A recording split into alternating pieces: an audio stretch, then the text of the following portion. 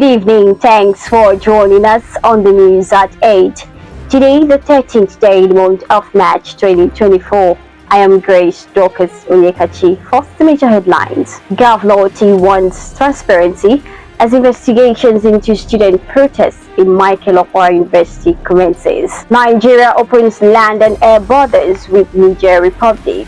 JAMB warns parents against enrolling minors for UTME examinations. We'll check commercials. We'll be right back with details and many more. Stay connected.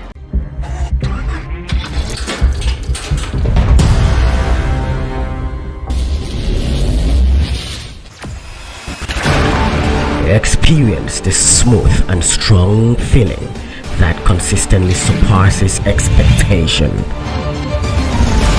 Leading the way in high-performance lubricants, Master Supermoto Oil is as durable as titanium.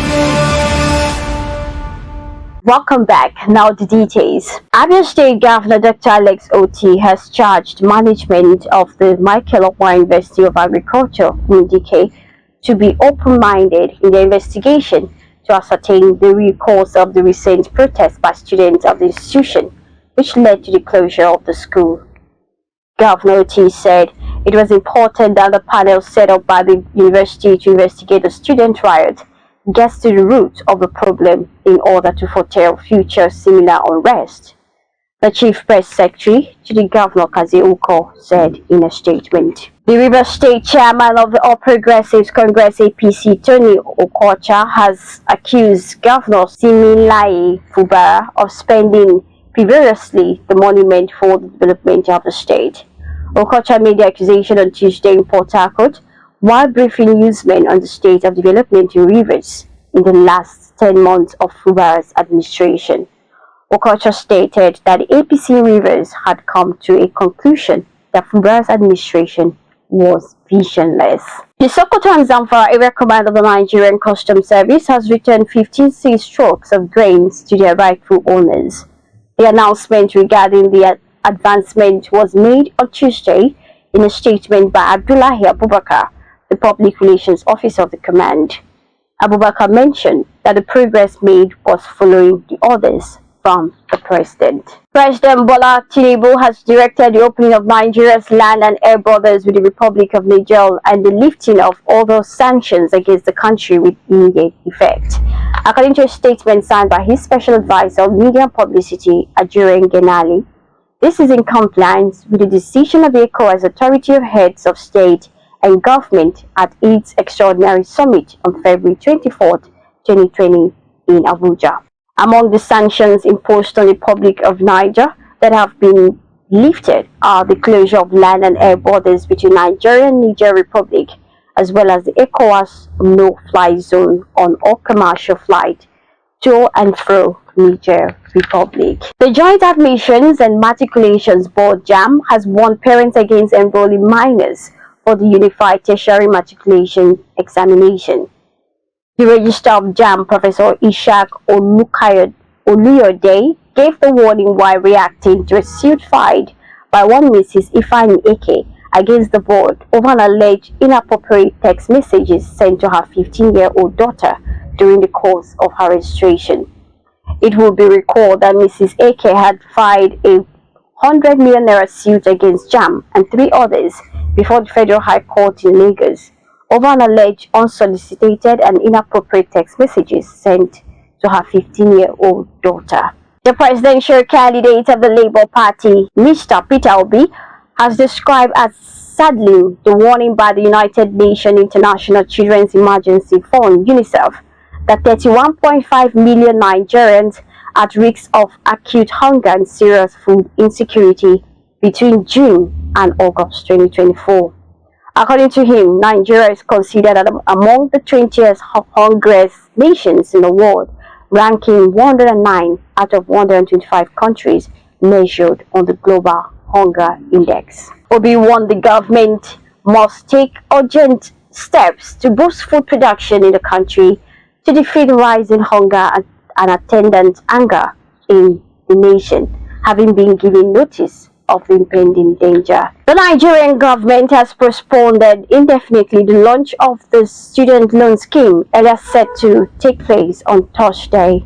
This was made known by Akintunde Soye, the Executive Secretary of the Nigerian Education Loan Fund, in an interview with Arise News on Tuesday.